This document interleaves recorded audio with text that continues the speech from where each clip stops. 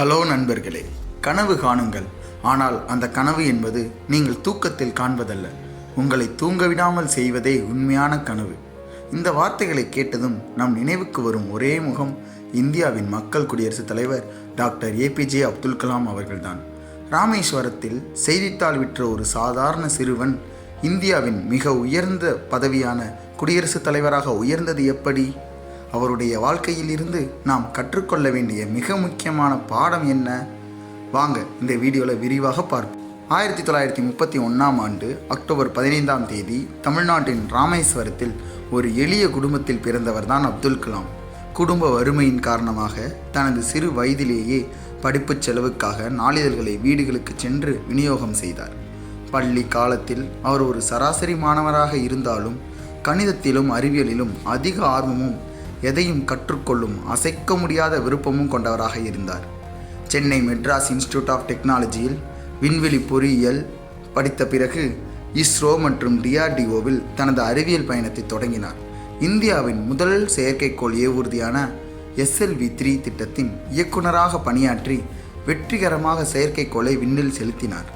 அதன் பின்னர் அக்னி, பிருத்வி போன்ற ஏவுகணைகளை உருவாக்கி இந்தியா வல்லரசு நாடுகளுக்கு இணையாக உயர்த்தியதால் இந்தியாவின் ஏவுகணை நாயகன் என்று அன்போடு அழைக்கப்பட்டார். 1998 மே மாதம் ராஜஸ்தான் பாலைவனத்தில் நடந்த பொக்ரைன் 2 அணுசக்தி சோதனையை அமெரிக்க உளவு அமைப்பான CIA-வால் கூட கண்டுபிடிக்க முடியவில்லை. இராணுவ சீருடையில் ரகசியமாக சென்று பல தடைகளை தாண்டி இந்த சோதனையை கலாம் வெற்றிகரமாக முடித்தார். இந்தியா தன்னிறைவு பெற்ற அணுசக்தி நாடாக உலகிற்கு தன்னை அடையாளப்படுத்தி கொண்டது இதன் மூலமே. இதனால்தான் அவர் இந்தியாவின் ஏவுகணை நாயகன் என்று போற்றப்படுகிறார். கலாம் அறிவியல் துறையில் மட்டுமல்ல, மருத்துவத் துறையிலும் ஒரு மாபெரும் சாதனையை செய்தார். இதய அறுவை சிகிச்சைக்கு பயன்படுத்தப்படும் ஸ்டெனட் இறக்குமதி செய்யப்பட்டு மிக அதிக விலைக்கு விற்கப்பட்ட காலம் அது.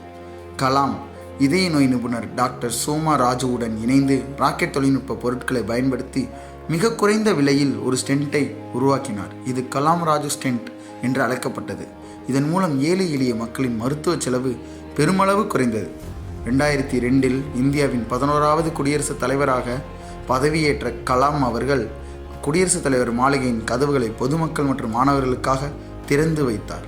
பதவிக்காலம் முடிந்த பிறகும் ஓய்வெடுக்காமல் தனது கடைசி மூச்சு வரை மாணவர்களுடன் இளைஞர்களுடன் உரையாடுவதையே தனது விருப்பமாக கொண்டிருந்தார். விஷன் 2020 மூலம் இந்தியா ஒரு வளர்ந்த நாடாக மாற வேண்டும் என்று கனவை விதைத்தார். வெற்றி என்பது ஒரு இரவில் வருவதல்ல, தொடர் உழைப்பும் தோல்விகளை கண்டு அஞ்சாத மனப்பக்குவமும் தான் கலாமை ஒரு வரலாற்று நாயகனாக மாற்றியது. 2015 ஜூலை 27 அன்று ஷில்லாங்கில் மாணவர்களிடையே உரையாற்றி கொண்டிருக்கும் போதே அவருடைய உயிர் பிரிந்தது. அவர் மறைந்தாலும் அவர் விதைத்த கனவுகளும் எண்ணங்களும் கோடிக்கணக்கான இளைஞர்களின் மனங்களில் வாழ்கின்றன. தேங்க்யூ. இதே மாதிரி பல சுவாரஸ்யமான தகவல்களை மறக்க முடியாத தினங்கள் என்ற செக்மெண்ட் கீழே நம்ம தொடர்ந்து போட போகிறோம். பிடிச்சிருக்கவங்க சப்ஸ்கிரைப் பண்ணி சப்போர்ட் பண்ணுங்கள்.